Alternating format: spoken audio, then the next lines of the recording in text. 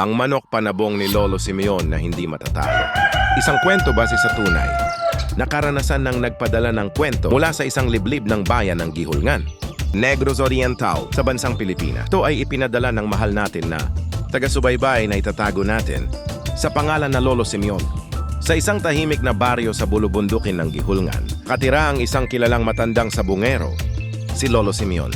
Malapit na siyang mag-80 taon, ngunit malakas pa rin ang kanyang katawan at matalas pa rin ang kanyang isipan pagdating sa sabong.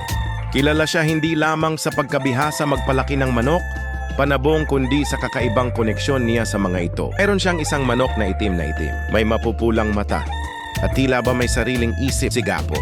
Lahat sa baryo ay takot at humahanga sa manok na ito. Hindi pa ito natatalo kahit minsan. Ipinagtataka ng lahat kung paano napapagana ni Lolo Simeon ang kanyang mga manok. Isang gabi, nakitang nagdadasal si Lolo sa harap ng altar ng kanyang yumaong asawa.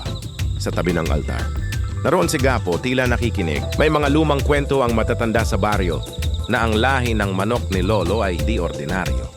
Isa raw itong lahi ng tagapagbantay, mga manok na ginamitan ng dasal at alay ng ninuno upang protektahan ang pamilya mula sa masama.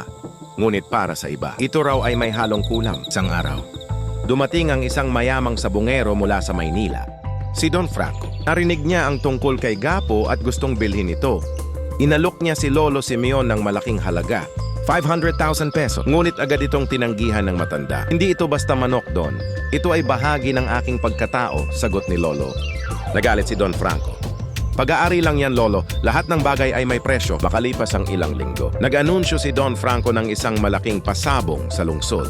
May premyong 1,000,000. Inimbitahan niya si Lolo Simeon at si Gapo. Sinabayan pa niya ng hamon. Kung matalo si Gapo, akin na siya.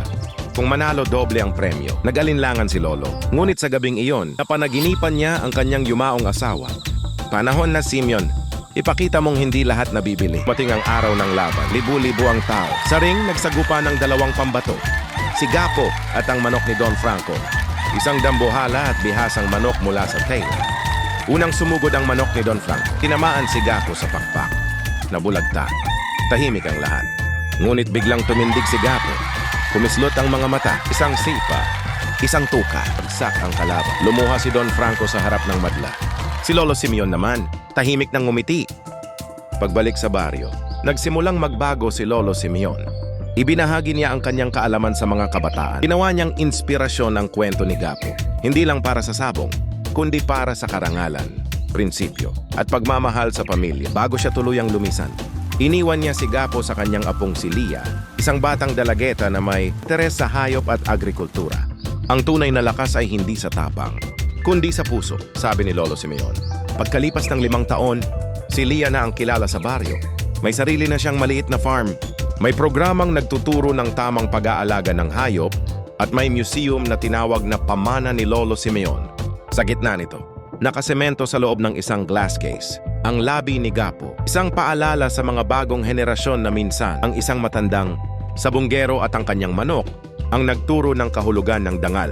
Bisitahin ninyo ang YouTube channel ko para sa marami pang mga kwento. Tingnan din ang mga link sa ibaba kung nais ninyong manood sa Facebook, Instagram, TikTok, Threads, at X, previously Twitter. Huwag kalimutang mag-subscribe, mag-like, mag-comment at mag-share. Abangan ninyo ang susunod kong kwento, si Goryo at ang manok na mapula. Ako po si Jules Smith 26. Hanggang sa muli, maraming salamat.